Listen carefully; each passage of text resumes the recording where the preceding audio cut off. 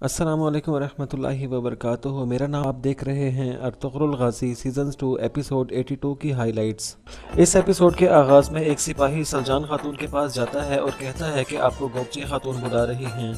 फिर सलजान खातून गोगचे के पास जाती है तो गोगचे खातून रोते हुए उससे गले लग जाती है।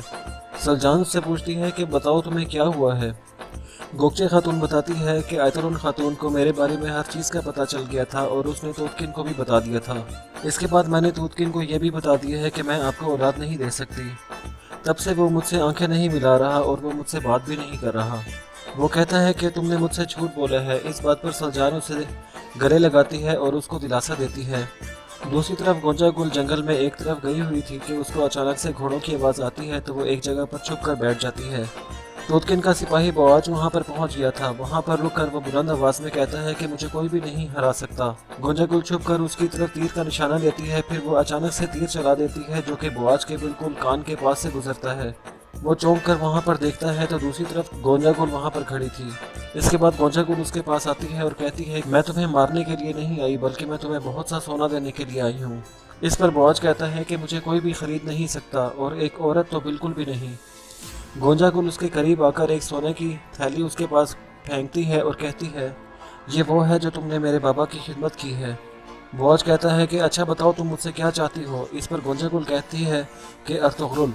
बवाज कहता है कि दोनों कबीलों के सिपाही तुम्हें ढूंढ रहे हैं, वो तुम्हें मार डालेंगे। गोंजा गुल कहती है कि मसला ये नहीं है बल्कि मसला जुर्रत का है।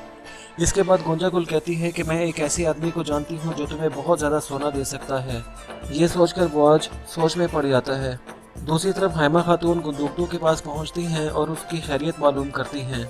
गुंदुकतू कहता है कि वालदा मेरे अंदर इतनी ताकत भी नहीं है कि मैं दुश्मन पर तीर चला सकूं। ये बीमारी मेरी जान ले लेगी जैसे इसने मेरे वालिद साहब की जान ली थी। हाइमा खातून कहती हैं कि बेटा ऐसी बातें ना करो। हकीम अरतुग साहब ने कहा है कि हमें फ़ौरन अर्ज़े रूम जाना चाहिए क्योंकि ये बीमारी अरतुग साहब के इल्म से बालातर है। गुंदुकतू कहता है कि लेकिन हकीम अरतुग साहब ने मुझे क्यों नहीं बताया। हाइमा खातून कहती हैं इसलिए कि तुम सिपाहियों के कमांडर भी हो और ये मसला सिर्फ तुम्हारे बाजू का नहीं है बल्कि अब तुम्हें इस बीमारी से सबकदोश होना पड़ेगा। कल मैं दोनों कबीलों का जिरगा बुलाऊंगी जिसमें हम दोनों मिलकर ये फैसला करेंगे। गुंदुकतू जवाब में कहता है कि वालदा मैं भी यही चाहता हूँ। दूसरी तरफ नोयान अपने डेरे पर मौजूद था और उलू बिल गेम ढोल बजाकर रक्स कर रहा था और काले जादू के जरिए रूहों से नोयान का मुस्तकबिल जानने की कोशिश कर रहा था। इसके बाद उलू बिल गे कहता है कि इन पहाड़ों में बहुत ज़्यादा खून बहेगा नोयान, हर दरख्त के नीचे खून होगा। खून और औरत दोनों की खुशबू तुम्हें नसीब होगी। दूसरी तरफ रात को दुआन शादी की तैयारी करने में मसरूफ था और परेशान था कि मैं कौन सा सूट पहनूं। तुर्गुत मजाक मजाक में कहता है कि भाई तुम जंग पर तो नहीं जा रहे, कोई भी अच्छा सा सूट पहन लो। इसके बाद बामसी कहता है कि इसलिए कहते हैं कि मोहब्बत एक बड़ी अजीब सी चीज़ है। दुआन कहता है कि बामसी हमें ये बताओ कि तुम किस वक्त मोहब्बत में गिरफ्तार होगे। बामसी कहता है नहीं भाई नहीं, मेरे लिए तो शहादत ही मोहब्बत है और तलवार मेरी औरत है, मेरी ज़िंदगी है। ये सुनते ही तुर्गुत और दुआन कहके लगाने लगते हैं। दूसरी तरफ सलजान खातून गुंदुकतू को तैयार करवा रही होती है। गुंदुकतू कहता है कि मैं बहुत जल्दी वालदा के साथ अर्ज़े रूम रवाना हो जाऊंगा क्योंकि हमें हकीम अरकुत साहब ने यही मशवरा दिया है। इसके बाद वो दोनों मंगनी में शिरकत करने के लिए बाहर चले जाते हैं। दूसरी तरफ तूतकिन भी तैयार हो रहा था और वो गोगचे खातून से बहुत ज़्यादा नाराज़ था। गोगचे कहती है कि आप कब तक नाराज़ रहेंगे, मुझसे कुछ तो बात करें, मैं इस तरह शर्म के साथ नहीं जी सकती। तूतकिन कहता है कि मैं हाइमा खातून के खैमे से तुम्हें अपने खैमे में लाया था और मैं मरते दम तक तुम्हारी इज्जत और ज़िंदगी का जिम्मेदार हूँ। इसके अलावा जो कुछ भी मसला है वो तुम्हारा है और ये शर्म तुम्हारा मुकद्दर है। इतने में एक सिपाही आता है और बाहर से आवाज़ देता है कि हाइमा खातून आ चुकी हैं। ये सुनकर तूतकिन बाहर मरकजी खैमे की तरफ चला जाता है। थोड़ी देर के बाद गोगचे खातून भी वहाँ चली जाती हैं। उसके बाद हैमा खातून और बाकी लोग अंदर खैमे में दाखिल होते हैं। दुआन और बानू भी उनके साथ थे। तूतकिन और गोगचे सबको खुशामदीद कहते हैं और फिर वो खाने के दस्तरखान पर बैठ जाते हैं। दूसरी तरफ सादतीन को पैक के खैमे में एक सिपाही आता है और वो कहता है कि गोंजा गुल एक दुर्गा के सिपाही से के साथ आपसे मिलने के लिए आई है। सादतीन कहता है कि उनको भेजो। इसके बाद वो दोनों अंदर आ जाते हैं। सादतीन कोपैक बवाज से पूछता है कि तुम यहाँ पर क्यों आए हो। बवाज कहता है कि मैंने गमुश्तकिन साहब से सीखा था कि हर हाल में रियासत के साथ खड़ा रहना चाहिए। सादतीन कोपैक कहता है कि लेकिन अर्तुगरुल के बहुतानों के बारे में तुम्हारा क्या ख्याल है। बवाज कहता है कि मैं क्या सोचता हूँ ये बात ज़रूरी नहीं है, बल्कि ये ज़रूरी है कि मैं आपकी खिदमत कैसे कर सकता हूँ। इसके बाद सादतीन को पैक खड़ा होता है और कहता है कि बेटा, रियासत के साथ तुम्हारा लगाव देखकर मुझे बेहद खुशी हुई है। इसके बाद गोंजागुल कहती है, गौज अल्प के पास आपको देने के लिए बहुत अच्छी खबर है।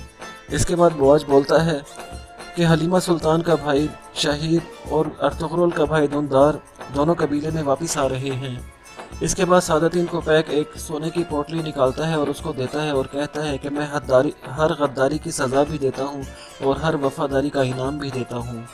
क्या तुम मेरी बात समझ गए हो? इस पर गौज कहता है कि जी जी अमीर हजरत, मैं आपकी बात समझ चुका हूँ। इसके बाद सादतीन को पैक उसको कहता है कि अब तुम जाओ और कबीले में मेरी आंखें और कान बनकर रहो। इसके बाद गौज वहाँ से चला जाता है। उसके जाते ही एक सिपाही अंदर आता है और कहता है कि ताजिर अब्दुल्ला आपसे मिलने के लिए आया है। सादतीन गुस्से में आ जाता है और कहता है कि उसको कहो कि बाहर इंतज़ार करे। इसके बाद सादतीन को पैक गोंजागुल से कहता है कि नोयान आया है, हालांकि मैंने उसको मना भी किया था कि वो यहाँ पर ना आए। इस पर गोंजागुल पूछती है कि वो क्या चाहता है। सादतीन कहता है कि वो तुम्हें चाहता है। गोंजागुल पूछती है कि मुझे?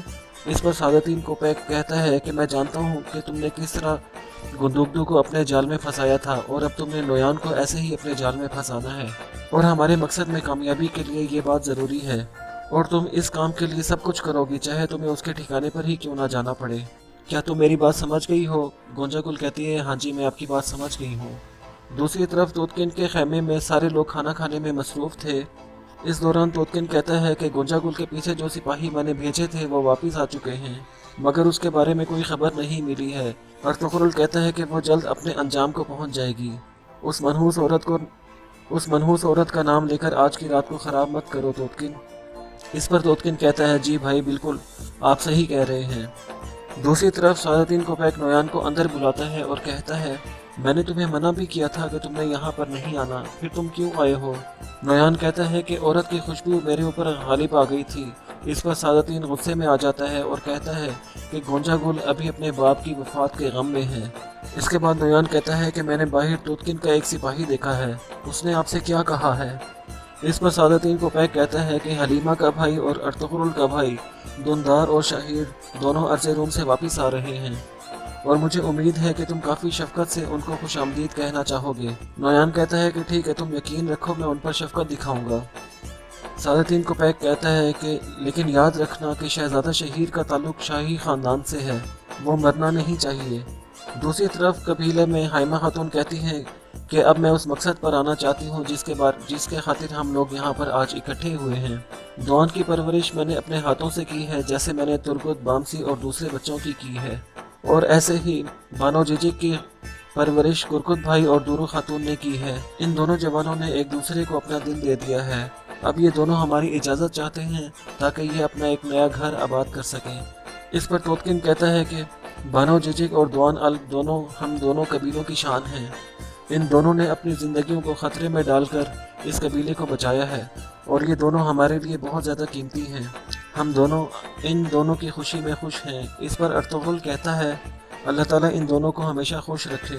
इसके बाद तोतकिन बानो जिजिक से कहता है कि तुमने अपनी ज़िंदगी मेरे वालिद साहब और इस कबीले के लिए वक्फ़ की थी, लेकिन आज के बाद तुम अपनी ज़िंदगी अपने शोहर और काई कबीले के लिए वक्फ़ करोगी। बानो जिजिक कहती है कि मैं दुदुर्गा कबीले के लिए अपनी जान निछावर करना चाहती थी, लेकिन अब मेरा दिल और मेरी किस्मत दौन के साथ जुड़ गए हैं। इसके बाद दौन कहता है कि बहार के पहले दिन आपने हमें एक साथ ज़िंदगी गुजारने की इजाज़त दे दी है। इसके बाद सब लोग खड़े होते हैं और दौन उनके हाथ चूमता है। दूसरी तरफ तुर्कुत बामसी से कहता है कि भाई, अब तो दौन भी शादी कर रहा है, अब आपकी बारी है। इस पर बामसी कहता है कि मेरी तलवार ही मेरी बीवी है। इतने में दौन हंसता हुआ अंदर दाखिल होता है।